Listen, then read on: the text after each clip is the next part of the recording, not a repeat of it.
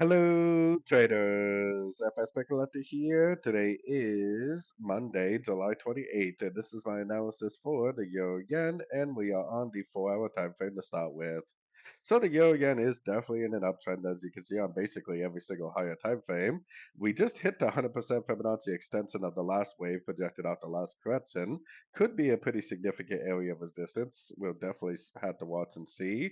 I am definitely only looking for longs unless it breaks this low right here. If it breaks that swing right there, then that definitely will turn me into a seller. Otherwise, I'm looking at anything I see to the downside as potentially just a pullback within an uptrend.